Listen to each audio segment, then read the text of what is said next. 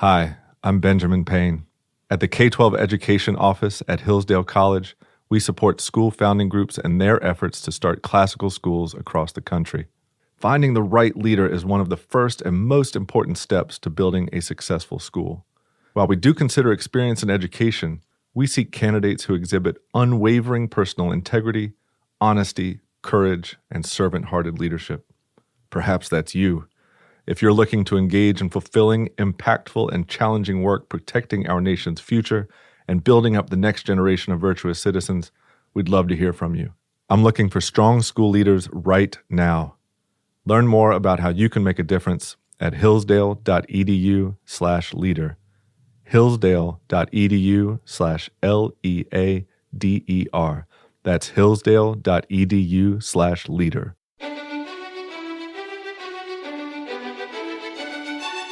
Welcome to the Hillsdale College K-12 Classical Education Podcast, bringing you insight into classical education and its unique emphasis on human virtue and moral character, responsible citizenship, content-rich curricula, and teacher-led classrooms. Now your host, Scott Bertram. We continue a series of episodes from presentations delivered at Hoogland Center for Teacher Excellence seminars. The Hoogland Center for Teacher Excellence, an outreach of the Hillsdale College K-12 Education Office, offers educators the opportunity to deepen their content knowledge and refine their skills in the classroom. These one-day conferences are hosted during the academic year in cities across the nation and feature presentations by Hillsdale College faculty, K-12 office staff, and leaders in the Hillsdale network of member schools. There is no cost to attend, and attendees may earn professional development credits. Currently, the Hoogland Center is hosting a series exploring the art of teaching a variety of subjects. To learn more about upcoming events, visit our website, k12.hillsdale.edu. My talk is titled in your program, The Natural Sciences in a Classical Curriculum. But what I decided, since that program was published between then and today, that I wanted to try to narrow the focus a little bit of my talk. So what I'd actually like to call it, if I got a do-over, is Classical Connections to Chemistry. I want to narrow the focus a little bit to my own discipline of chemistry and think about what are some ways in which the science of chemistry bumps up against some of the central concerns of classical education. And what I'd like to do is I'd like to do that by telling you about a course that I teach, a course that's offered at Hillsdale College, and actually Eric mentioned it. It's a liberal arts capstone course for seniors. So one of the last things students take as part of the core curriculum at Hillsdale College is a capstone course. And so we could think of this as the climax of their studies within the core curriculum. Some of the things that we think are the most important things for them to know in their undergraduate education. And what this class consists of is it consists of some lectures from the president of our college. His name is Larry Arnn, and he talks to the whole senior class together about what it means to flourish as a human. He talks about the friendships that they've formed. He talks about a lifelong love of learning that they can take from Hillsdale. And kind of what the most important things that they've learned, including the kinds of people that they want to be for the rest of their lives. But he really organizes his lectures around what we call the 4 pillars of the foundation of Hillsdale College. The 4 pillars are learning, character, freedom, and faith. And so Dr. Arnn talks to the students about those things. And then what the students do is they meet for some seminars in their own departmental groups or in their own groups with their fellow majors. And so I work with students who are majors in chemistry and biochemistry.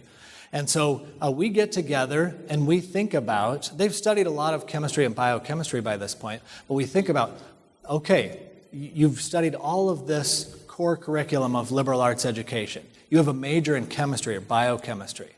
Let's spend some time considering the ways in which those things might interact with each other. They might connect to each other in some way.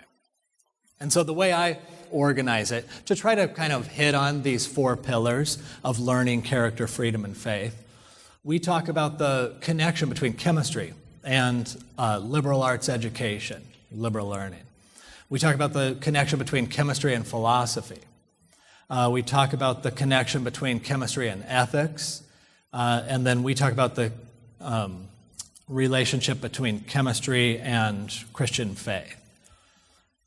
Now, some of these connections, I think, are chemistry has a unique character that informs this discussion. Some of these connections, though, you could broaden out to the natural sciences in general. So what I'd like to do is I'd like to just describe to you some of the things that we think about in this class with chemistry connecting to some of these different areas. Okay, so the first one is chemistry and liberal learning. And the connection here to classical education is when we think about a classical liberal arts curriculum at the college, what we mean by classical education in the K-12 context is basically that classical liberal arts context designed for in a K-12 curriculum. So we can think of these classical liberal education and just classical education in K-12 to be synonymous. So the first question is, okay, well, how does chemistry fit into some of the characteristics of classical liberal education?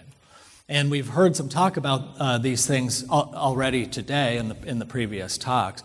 I mean, what are some of the most important characteristics of a classical approach to education? One of the things that's been touched on already is thinking about knowledge for its own sake,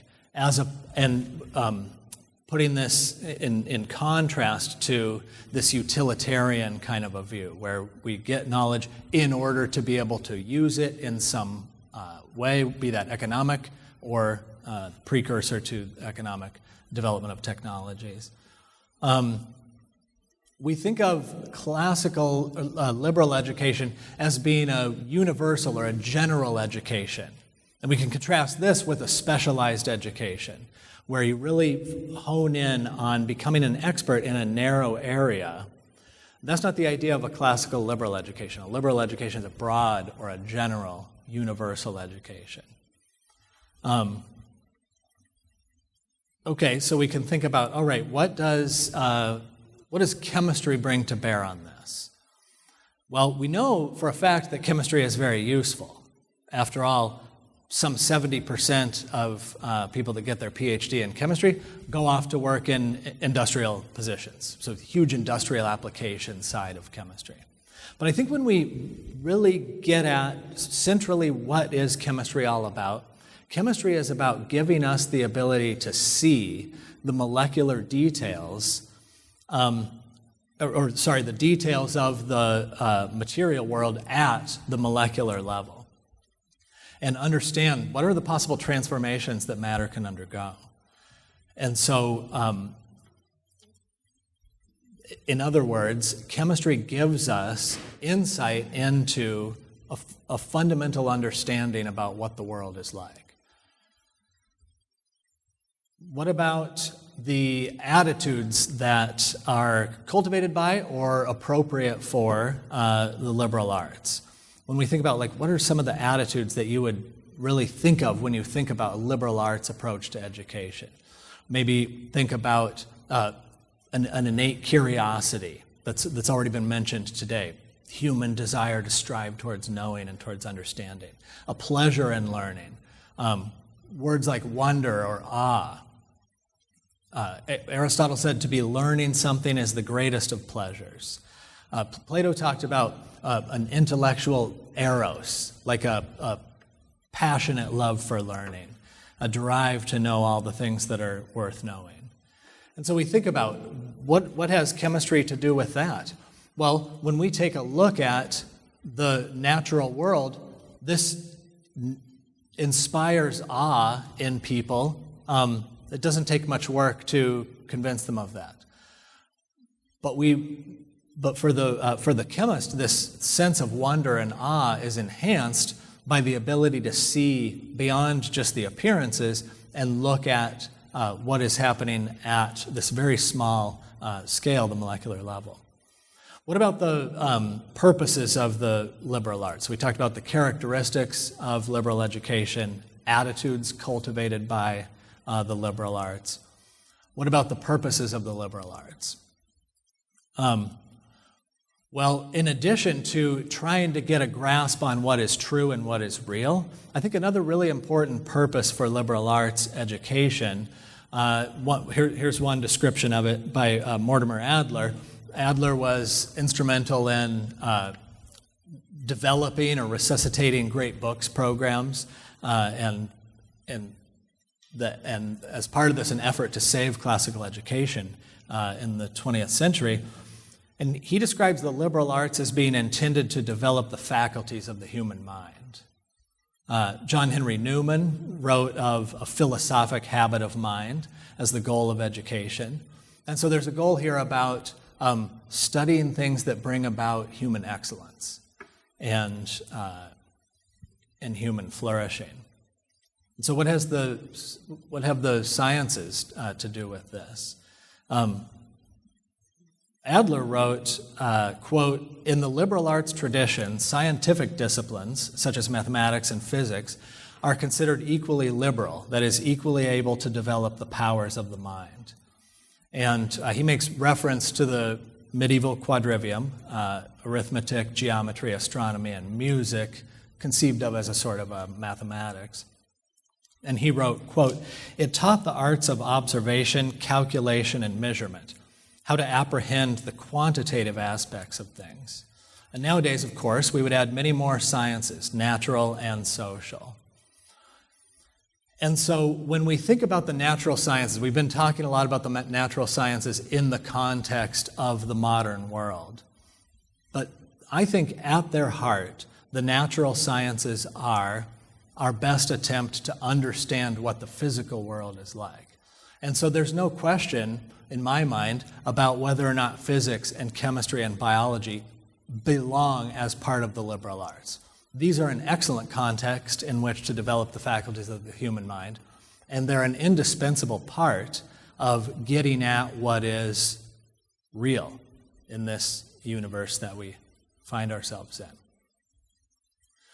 We've also heard the phrase multiple times today about the liberal arts seeking what is good and what is true and what is beautiful.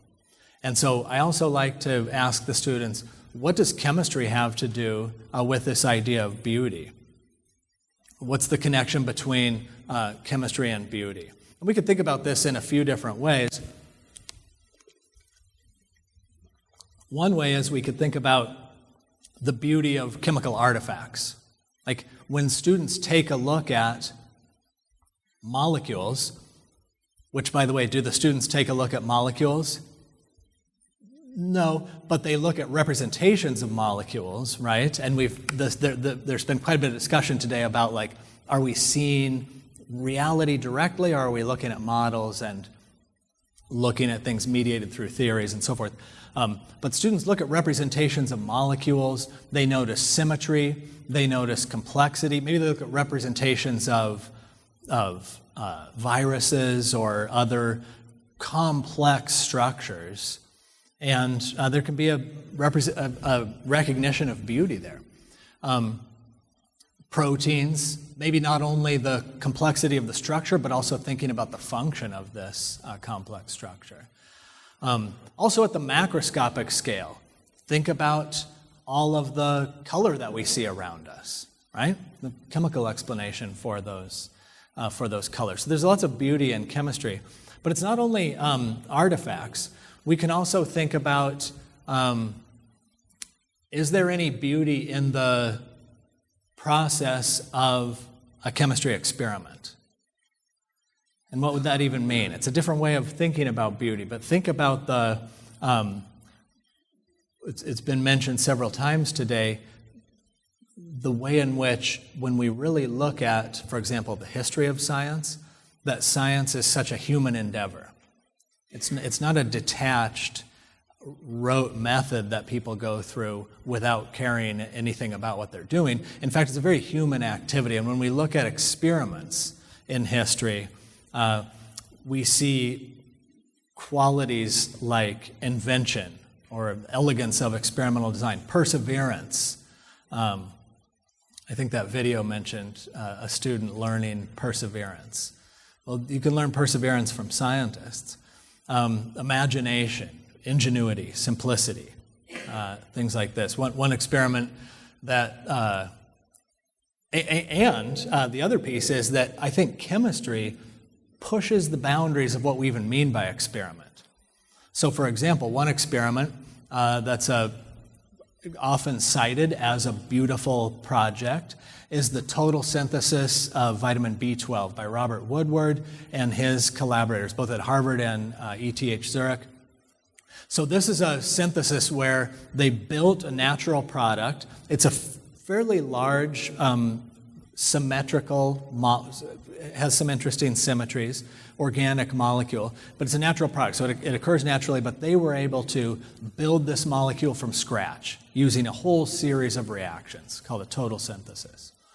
But this project, this experiment, so to say, took about 10 years, involved over 100 PhD students and postdocs. This was a brute force kind of, but also being able, through all these steps, like a chess game. It had beauty kind of like a chess game. Being able to see where this project is going to finally get to this final result. But a very challenging kind of a project, and I think something that inspires awe in terms of what the chemist can do. Taking this toolbox of the elements in the periodic table and making some somewhat sophisticated, there's much more sophisticated examples, but somewhat sophisticated molecule that's produced in nature. So that could be an example of beauty that's it's different than what we might think of as beauty in a physics experiment, which could tend to be a much more of a singular measurement. Now, one question that we wonder about is, in terms of our sense of beauty, does scientific analysis ever detract from our sense of beauty? So people are naturally attracted to nature, and we think when we look at things like the Grand Canyon, red leaves in the fall, ice forming on the surface of a lake, the night sky, basically everybody thinks these kinds of things are beautiful. And so does scientific analysis detract from that sense of beauty?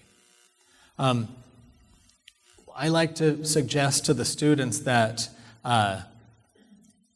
in fact, a scientific understanding of what's really going on physically at the microscopic level only deepens our understanding. It doesn't even have to be the microscopic level. Like if you think about looking out at the night sky, I like to think about people in the ancient past. They've looked at the same constellations, for example, that we look at, the same planets. But think about because of Hubble and the James Webb Telescope and other things, how much more appreciation do we have knowing the vastness of what we're looking at? That kind of thing couldn't be known without scientific analysis. Then maybe similar ideas with what's going on in leaves.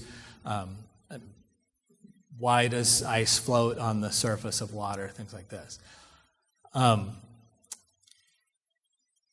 And so an analogy that we sometimes use is thinking about music. So can music be enjoyed without analysis? Of course it does. Most people, that is how most people enjoy it. The beauty of music, right? But think about the music major who loves music, and they understand the theory behind it, and they understand, when they listen to a piece of music, they understand what's going on. Now, maybe there could be times when they overanalyze things. The scientists could do the same thing.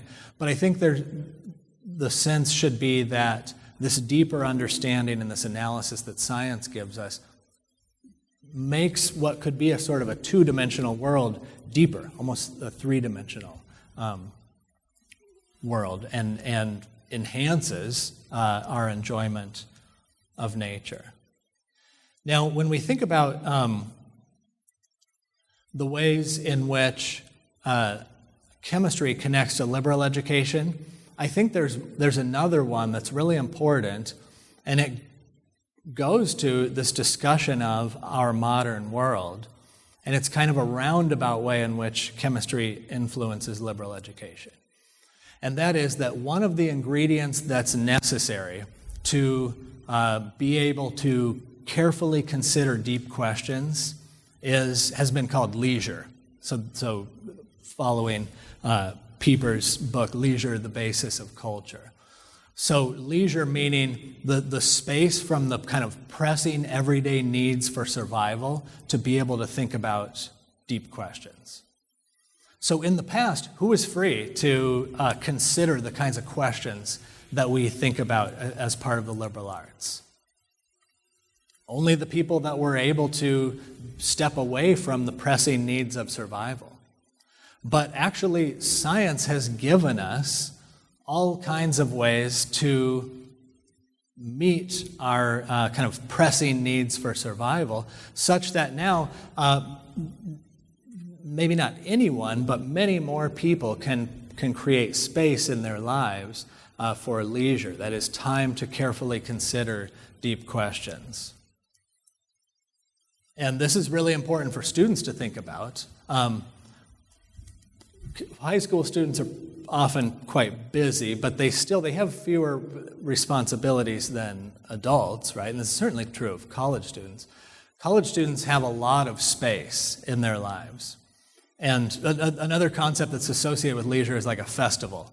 I have a colleague who talks about college as a 4-year festival of learning, because it's this separation from just regular daily real life in certain ways, to be able to set apart time to really learn. And so science has given us free time, and then the question for us is, what do we do with it? And that's the question for our students too. Do you take advantage of this leisure that science has given you in order to learn? Or is it spent just scrolling, scrolling on the phone and watching videos or whatever? Okay, so chemistry and leisure. But also, I think it is worth thinking about, are there ways in which chemistry, or natural sciences more generally, are an awkward fit within the liberal arts project? So let me suggest a couple. One is that the liberal arts are not mainly about research. They're not about finding new facts. They're about this general education about what is known. On the other hand, science tends to be research-focused, and it tends to be specialized. Remember I said liberal arts are quite general. Well, science tends to be specialized. And so there can be a sense in which it seems to be in tension with the liberal arts. On the other hand, I think that we could say that about any academic discipline. You can be very specialized, or you can understand the kind of broad picture that discipline gives you and its connections with other disciplines.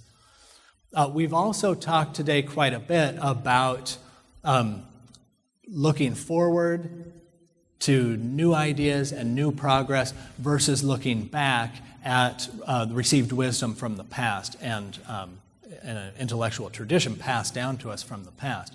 And it feels like science maybe is an awkward fit, because science is always looking forward, and you never know what science is going to be in the future. And the question of whether the facts of science are ever settled, and all these things that we've been talking about today, make it seem like science is a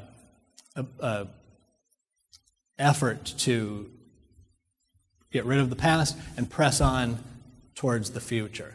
But I would like to suggest, I'd like to add to this discussion we've been having by suggesting that I think that you can make a connection between the kinds of questions that science is answering and things that people have always wondered about.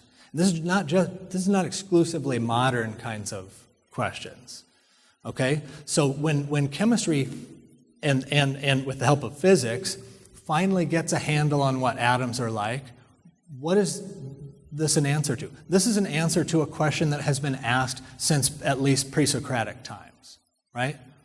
Is there matter that could be indivisible? when we try to get a handle on what the nature of light is or what this phenomenon of magnetism is like. These are old questions that people have wondered about for a long time.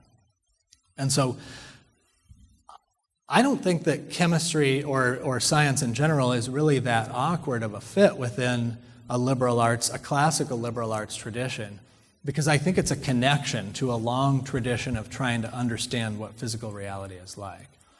And the fact of the matter is, the reason that we don't mainly read about science among the Greek philosophers is that getting at what physical reality is actually like has been a very challenging problem. It's turned out to be a very challenging problem. And a lot of aspects of reality, as were already discussed, relativity, quantum mechanics, turn out to be very non-intuitive. And they're just not something that someone could have guessed just by thinking about it in their own mind. So it turns out that nature has held her secrets quite tightly, and figuring out ways to let nature tell us what it's like have been really challenging. And of course, it's an ongoing project, but I like to see it as part of a long tradition that is the liberal arts tradition. Okay, let's talk about chemistry and philosophy. There's also been a fair amount of talk today about the nature and philosophy of science.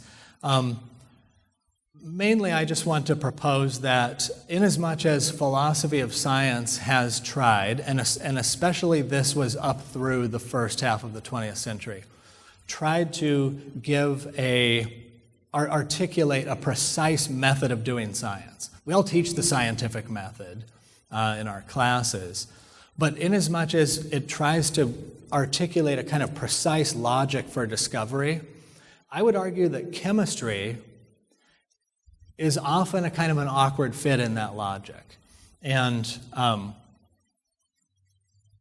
doesn't always follow the rules of the scientific method. Now, chemistry is by far the largest discipline of any of the natural sciences in terms of publications per year, almost as many papers published in chemistry as the other sciences combined each year. And so I think that when we're thinking about what science is actually like, it's important that we consider chemistry. I think there's been a tendency in the philosophy of science to mistake theoretical physics for all of the natural sciences. But actually they each have their own flavor and their own character. And what I think the unique character of chemistry is that it has this artificial, creative character to it. In some senses, chemistry is close to art, because the chemist is trying to create something new. The chemist makes new molecules. And so when you're trying to make a new molecule, how does this fit into the scientific method? It's not about hypothesis testing and trying to falsify conjectures. It's almost like a kind of a narrative of trying to produce something new. And also what this means is that chemistry changes the world. When the astronomer looks out at the sky, they can make all kinds of measurements, but they don't have any, they're not actually changing the world in the way a chemist is. When a chemist makes a new molecule, now we have something new that might not exist in nature. And so this is changing the world. And so oftentimes, actually, chemists are very pragmatic. They just do whatever they need to do to push a project forward when they're trying to synthesize a new molecule, for example. They're often not thinking about just following the steps of the scientific method. Sometimes this is called a pragmatist pluralism of methods. There's lots of different things you can do in different contexts. Chemistry is subtle. It's approximate. It requires skill and intuition and practice to do. And so I think that actually chemistry can help us, and this has already been discussed a little bit, this thinking about the subtlety of science. I think chemistry can help us in thinking about that, and it can help close a perceived gap where you have, on the one side, the scientific method, which has a precise method that can kind of generate automatically objective knowledge about the world. And then on the other side, you have personal, subjective truth or opinion of, say, the humanities. But actually, they're not as far apart as we might always think. Sometimes in physics, you'll hear about the ultimate goal of trying to arrive at a theory of everything. But actually, when a chemist produces a new molecule, then they produce more undetermined properties. That is, possible knowledge. All these ways you could characterize the molecule. What kind of reactions could it undergo? What properties does it have? You produce more possible knowledge than you do determined properties or actual knowledge. And so as the chemist works, then the idea is actually they're creating questions faster than they're creating answers. And so the goal of chemistry is nothing like a theory of everything. In fact, it's a presumably never-ending project of being able to put the atoms of the periodic table together in increasingly new ways and make new substances. Okay, there's already been some talk about reductionism. When students study chemistry for a long time and they get into biochemistry, then it necessarily leads them to these questions that have already been raised today in our sessions. Can the human person in principle be understood in terms of the underlying chemical reactions? And over the last, 75 years or so, as we've understood more and more and more about the chemical structures and reactions that underlie the processes of life, it raises the question of, is biology merely elaborate chemistry?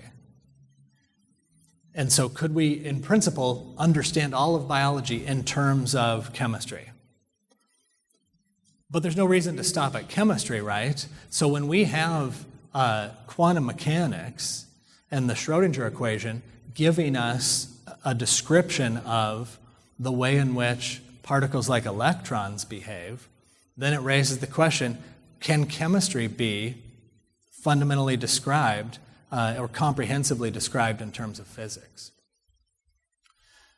So the idea of reductionism is just this idea of breaking things down into more fundamental parts, and that's a mode of analysis that allows you to understand them. And if you take reductionism, and science has often been tempted by this, take reductionism as your kind of highest mode of analysis, or even your best way of understanding things, then you always tend to try to understand things in terms of more fundamental parts. But we might ask the question, why should we stop at physics? What if physics can be reduced to whatever the mathematical equations are that make up physics? But I think that what we see, and this has been pointed out so far today, is that when we reduce things, it is a powerful mode of analysis. I don't think we should think that reductionism is bad. It's been really great for understanding things in terms of the more fundamental parts. But when we do that, we're always losing something. And so this idea that the human, with all of their thoughts and desires, can be explained in terms of sociology, which in the end is just psychology. And psychology could be all accounted for completely by biology, which could be accounted for by chemistry, which could be accounted for by physics. At each of those steps that you take, though, you're losing very important things. And so again, I think when scientists try to have reductionism as the best or only way of thinking about things, this has the effect of alienating the humanities, for example, that tell us very important things about what is real and what is true. And they're not reducible to biology, for example.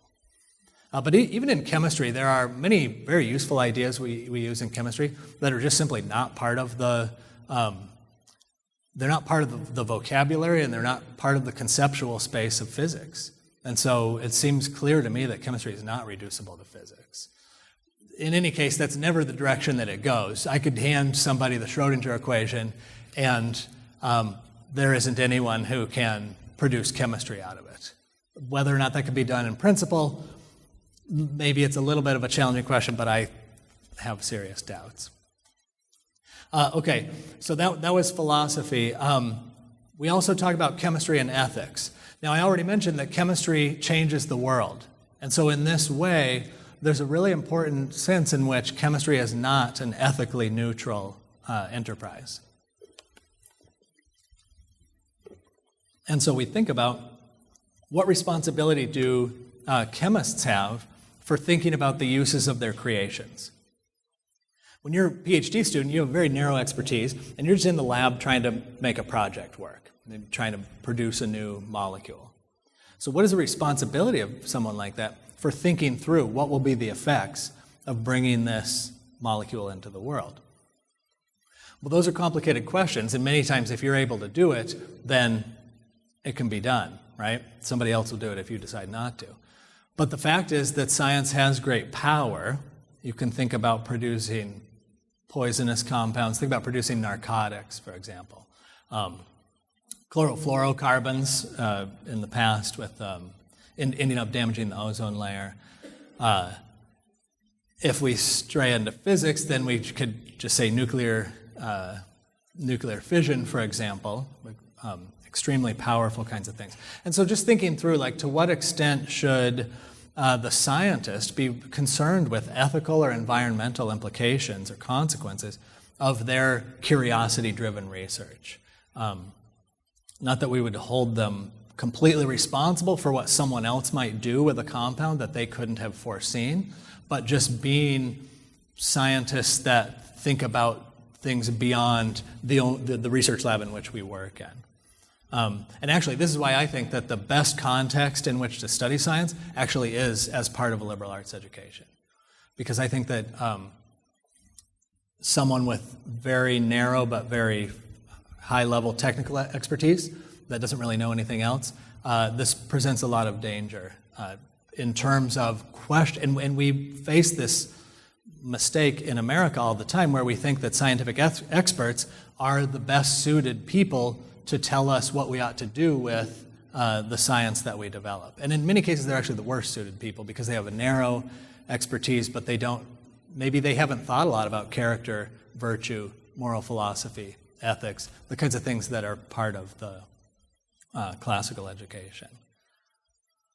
One of the contexts that we talk about in terms of the connection between chemistry and ethics is a lot of the students are biochemistry majors, and biochemistry and molecular biology have progressed to the point where we can now make intentional edits in the genomes of, this can be done in targeted human cells, or it can be done in human embryos. And when you make a edit to the genome of a human embryo, then that will change the makeup of the entire individual as it develops. And actually those genetic changes will be passed on to the progeny as well.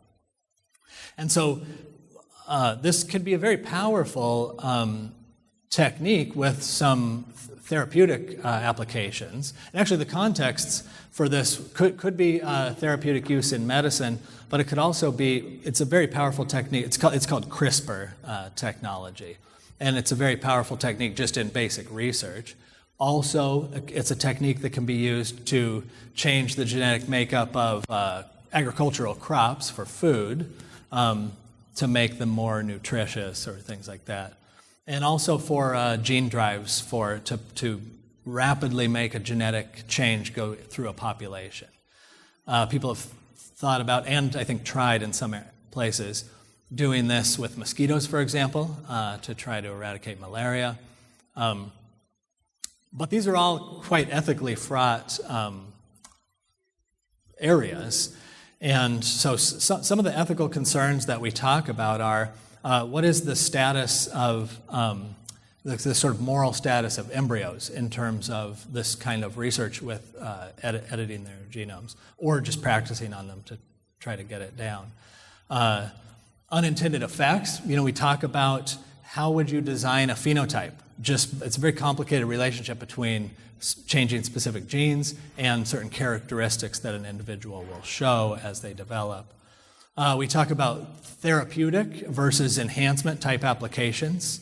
And we talk about eugenics. Let me just read a couple of quotes. The first one is from Gilbert Melander, a bioethicist. He says, quote, "If we are genuinely baffled about how to best describe the moral status of that human subject who is the unimplanted embryo, we should not go forward in a way that peculiarly combines metaphysical bewilderment with practical certitude by approving even limited use for experimental purposes." Francis Collins, who was the director of the Human Genome Project, said, "The application of germline manipulation would change our view of the value of human life. If genomes are being altered to suit parents' preferences, do children become more like commodities than precious gifts?" And then my last quote is from George Church, who is a Harvard geneticist who was part of the development of this technology. He said, "I don't see why eliminating a disability or giving a kid blue eyes or adding 15 IQ points is truly a threat to public health or morality." And so we talk about they're going to be the generation that has to decide how are we going to utilize this kind of technology. And do we want a future in which you can imagine these various dystopian scenarios. The Olympians we watch on TV, for example, are all people who have had some kind of specific genetic manipulations to make edits to make them able to do the things that they do. Even this idea of eliminating a disability raises questions of who decides which disabilities need to be eliminated, things like this. Okay, just real quick then, the last one we talk about is chemistry and Christian faith. And this can be more broadly phrased just in terms of the relationship between the natural sciences and religion. And we talk about what are some ways in which people have thought about religion and science as interacting with each other. And one is this paradigm of conflict, the idea that the way it has typically gone is you have this forward-thinking progress of science being held back, counteracted, and opposed by religious authority, that is the church. I think the paradigmatic example of this is Galileo and his heliocentric model of the solar system. But when we look at the details of that story, it's more about, it's at least as much about authority, who has authority to interpret Scripture, as it is about competing scientific interpretations of the data. I think in much more recent times, where we really see this conflict picture is in, someone mentioned Sam Harris earlier, so the so-called new atheists of the early 2000-something to 2010-ish, Richard Dawkins and Sam Harris and Daniel Dennett and Christopher Hitchens, trying to push this conflict idea, the idea that the knowledge of science and religion are fundamentally opposed. And then also we see the same kind of thing by some Christians who see the things that they read in the Bible as being opposed to certain scientific theories, so only one can be correct. Another way this is sometimes thought about is a model called independence. And so that's the idea that science is over here looking at facts about the natural world, religion is over here looking at human purposes and meaning and value, and those two spheres don't interact at all. And so science and religion couldn't conflict even in principle. And the third one we talk about is dialogue. And this is the idea that that science and religion are different, but they have things to say to each other, and they inform each other in some ways. So I thought I would give a quote. We heard a quote from John Polkinghorne earlier. So Polkinghorne is a particle physicist turned Anglican priest and really good thinker on the relationship between religious faith and natural science. And he's a good example of this dialogue kind of a model. So here's a quote from him. He says, "The intellectual strategy of science is neither an undue credulity nor a perpetual skepticism. No progress would be made if one questioned everything all the time. In fact, scientists find it as hard as anyone else to revise long-held beliefs when occasionally this is called for. The understanding we gain is never beyond a peradventure. And often, some aspects of what's going on are puzzling or even totally inexplicable. We do the best we can, and a general scientific theory is broadly persuasive because it provides the best explanation of a great swath of physical experience. The cumulative fruitfulness of science encourages me to believe that this is an effective intellectual strategy to pursue. I wish to engage in a similar strategy with regard to the unseen reality of God. God's existence makes sense of many aspects of our knowledge and experience." And one more brief quote from Polkinghorne. He says, "I believe that science and religion are intellectual cousins under the skin. Both are searching for motivated belief.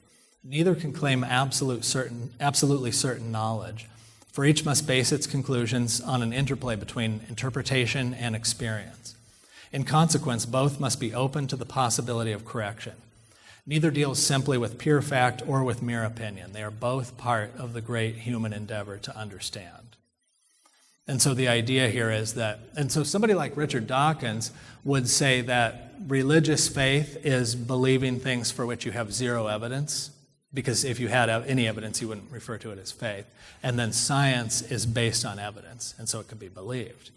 And what Polkinghorne is saying is they're not as far apart as you might think, and they can coexist. And they're both part of the great human endeavor to understand, and they both involve motivated belief. Okay. Yeah, let me just skip. One last point on that is we've talked a little bit about the connection between science and materialistic philosophies. I would like to propose that science is a consciously self-limiting enterprise. That is, at its best, science does not set out to give a comprehensive account of reality. And when scientists write books saying that science can give a comprehensive account of reality, that's fine, that's their prerogative, but they're acting as philosophers when they do this, and they're making philosophical claims that cannot be tested using science. What science does is it uses something that we could call like methodological naturalism. That is, science assumes in its explanations naturalistic explanations. But it never says those are the only explanation for any phenomenon. It just says that there are some questions that are well suited to being addressed by science, and the only explanations that are scientific are naturalistic explanations. But that's not to say that naturalism or materialism is some sort of universal. It's just to say that within the methods of science, that's how they operate. Okay, so in this course then, the students are reminded that chemistry is an indispensable part of the human project to seek truth, and it connects to deep philosophical, ethical, and religious questions. And so I believe that because of that we can and we should pursue chemistry within a classical liberal arts educational context. Thank you.